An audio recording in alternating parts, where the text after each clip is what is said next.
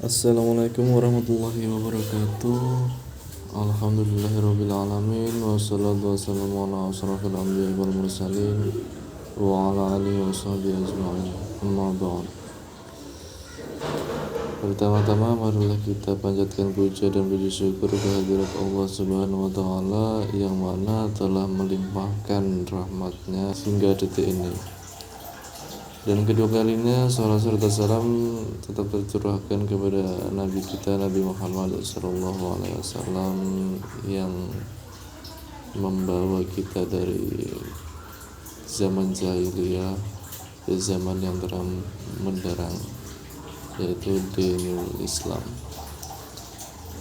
Yang ketiga yang saya hormati Bapak Dr. Abdul Mufti SKEP NSMM KSM TRKEP selaku Rektor di Universitas Sunan Gresik, dan Ibu Dwi Nur Nikmah SPD MPD selaku Kaprodi Manajemen Pendidikan di Universitas Sunan Gresik, dan jajaran dosen khususnya Bapak Ahmad Al-Farizi SPD MPD selaku dosen pengampu matkul PAI ini, dan tidak lupa teman-teman seperjuangan yang saya cintai. Sebelumnya perkenalkan, nama saya Afif Arianto dengan Prodi Manajemen Pendidikan, dan matkul kali ini adalah Pendidikan Agama Islam yang diampu langsung oleh Bapak Ahmad Al-Farizi SPD MPD. Kali ini saya akan menemani teman-teman untuk mendalami konsep tentang etika, moral, akhlak, dan tasawuf. Untuk latar belakangnya, perkembangan ilmu pengetahuan, teknologi, dan globalisasi membawa dampak positif bagi kehidupan manusia. Namun, kemajuan ini juga memunculkan berbagai tantangan dalam aspek etika, moral, akhlak, dan spiritual. Di tengah arus modernisasi yang serba cepat, manusia sering dihadapkan pada krisis nilai yang menyebabkan penyimpangan perilaku, hilangnya rasa kemanusiaan, dan lemahnya kontrol diri. Etika, moral, dan akhlak merupakan pedoman yang penting dalam membentuk perilaku individu maupun masyarakat. Sementara itu, tasawuf memberikan pendekatan spiritual untuk membersihkan jiwa dan mengembalikan manusia pada fitrah ketuhanan. Oleh karena itu, kajian mengenai tantangan dalam menjaga etika, moral, akhlak, dan tasawuf perlu dilakukan agar umat Islam mampu menghadapi dinamika zaman dengan bijaksana. Pembahasan yang pertama yaitu etika. Etika adalah ilmu yang membahas tentang baik dan buruk berdasarkan akal dan rasionalitas manusia. Etika bersifat filosofis dan menjadi dasar penilaian terhadap tindakan manusia secara universal atau global. Etika mengatur perilaku manusia agar sesuai dengan norma-norma kemanusiaan dan integritas. Konsep etika sendiri itu adalah konsep yang berkaitan dengan prinsip-prinsip dan nilai-nilai pengatur perilaku manusia dalam berinteraksi dengan sesama, lingkungan, dan Tuhan. Etika berkaitan dengan pertanyaan apa yang benar dan salah, dan apa yang baik dan buruk dalam perilaku manusia. Itu adalah dan yang pembahasan yang kedua yaitu moral. Moral merupakan nilai-nilai yang berkembang dalam masyarakat dan menjadi ukuran perilaku baik dan buruk menurut budaya tertentu. Moral lebih bersifat sosial dan sangat dipengaruhi oleh lingkungan, tradisi, dan pengalaman. Moral menjadi pedoman perilaku yang diterima secara kolektif. Perbedaan utama antara etika dan moral itu adalah moral lebih bersifat absolut dan universal, sedangkan etika lebih bersifat relatif dan tergantung pada konteks. Sedangkan moral lebih berkaitan dengan prinsip-prinsip dan nilai-nilai yang universal, sedangkan etika lebih berkaitan dengan prinsip-prinsip dan nilai-nilai yang berlaku dalam konteks tertentu. Berarti ada dua pernyataan, moral bersifat absolut dan universal,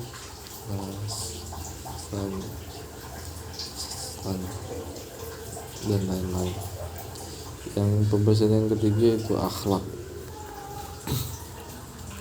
Akhlak adalah sifat dan perilaku manusia yang bersumber dari ajaran agama, khususnya dalam Islam. Akhlak tidak hanya mengatur hubungan antar manusia, tetapi juga hubungan manusia dengan Allah dan makhluk lainnya. Akhlak menuntut perilaku yang konsisten, lurus, dan mencerminkan kesucian hati. Konsep akhlak adalah konsep yang berkaitan dengan perilaku dan tindakan manusia dalam berinteraksi dengan sesama, lingkungan, dan Tuhan. Akhlak berkaitan dengan pertanyaan bagaimana saya harus berperilaku dan apa yang harus saya lakukan dalam situasi tertentu. Pembahasan keempat yaitu tasawuf. Tasawuf adalah ajaran yang berfokus pada pembersihan jiwa, pendekatan diri kepada Allah, dan penghayatan spiritual yang mendalam. Tasawuf menekankan pentingnya ketenangan hati, keikhlasan, serta penyucian diri dari sifat-sifat tercela seperti sombong, riya, dan hasad. Tasawuf adalah konsep spiritualitas dalam Islam yang berkaitan dengan pengalaman langsung dengan Tuhan, pengalaman spiritual, dan mencapai kesempurnaan spiritual. Tasawuf juga dikenal sebagai sufisme. Dan yang selanjutnya pembahasan tentang etika dan moral dalam kehidupan modern. Kita akan membandingkan ilmu dulu sampai ke zaman ini. Yang pertama, relativisme moral. Banyak masyarakat modernnya yang menganggap bahwa nilai moral bersifat relatif, sehingga benar dan salah menjadi tergantung pada pendapat individu. Hal ini menyebabkan krisis nilai dalam pergaulan sosial. Yang kedua itu individualisme dan egoisme. Modernisasi menekankan kebebasan individu sehingga banyak orang mengabaikan kepentingan sosial. Sikap egois dan mementingkan diri semakin dominan. Dan selanjutnya konsumerisme dan materialisme. Etika dan moral sering diabaikan demi mencapai keuntungan materi, jabatan, dan popularitas. Nilai kemanusiaan digantikan oleh ambisi dan kompetisi tidak sehat. Yang selanjutnya kita akan membahas tentang akhlak dan kehidupan umat manusia yang beragama Islam. Menurunnya, yang pertama itu karena menurunnya kesadaran akhlak. Pengaruh budaya global seperti hedonisme dan pergaulan bebas membuat akhlak mulia semakin terasingkan. Yang kedua, karena lemahnya keteladanan. Banyak tokoh masyarakat, pejabat, dan tokoh figur publik yang tidak menunjukkan akhlak terpuji, sehingga generasi muda kekurangan contoh yang baik. Dan faktor yang ketiga yaitu kurangnya pendidikan akhlak di rumah dan sekolah. Pendekatan pendidikan yang terlalu kognitif membuat pembinaan akhlak sering diabaikan. Dan yang keempat, penyimpangan perilaku. Maraknya korupsi, kekerasan, perundungan, dan kriminalitas menunjukkan bahwa akhlak masyarakat mengalami krisis. Kedudukan dan sumber akhlak. Akhlak dan Kedudukan akhlak dan ajaran Islam itu untuk penyempurna agama. Yang kedua, buah dari akidah dan syariah. Yang ketiga yaitu penentu beratnya timbangan. Sumber-sumber akhlak sendiri itu sudah ada pada Al-Quran dan hadis yang disebut juga sunnah. Pembahasan selanjutnya kita akan membahas tentang tasawuf dalam era modern. Yang pertama, pandangan negatif terhadap tasawuf itu sebagian masyarakat menganggap tasawuf sebagai ajaran yang pasif dan menjauh dari realitas sosial sehingga kurang diminati. Tantangan yang kedua, komersialisasi spiritualitas. Fenomena guru spiritual palsu atau penjualan praktek seperti penjualan doa tasawuf menyebabkan penyimpangan nilai. Yang ketiga, kesibukan hidup modern. Kesibukan kerja, tekanan sosial, dan kehidupan serba cepat membuat manusia sulit mencapai ketenangan batin. Yang keempat, kurangnya pemahaman hakikat ibadah. Banyak umat yang menjalankan ibadah hanya sebatas ritual tanpa penghayatan makna spiritualnya.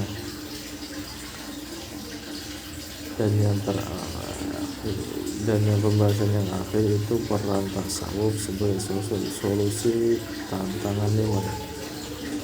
Tasawuf sendiri menawarkan pendekatan untuk mengatasi krisis moral dan spiritual, antara lain penyucian jiwa.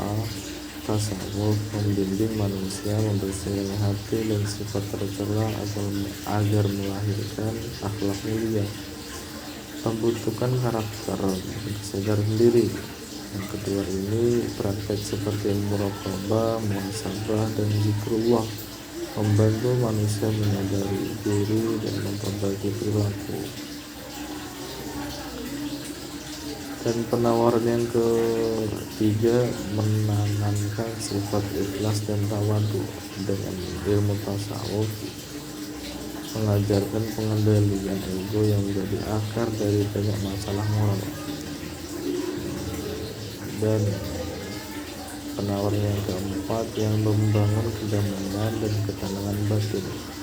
Dalam dunia yang penuh tekanan, tasawuf memberi ruang bagi manusia untuk kembali kepada Allah dan menemukan ketenangan sejati.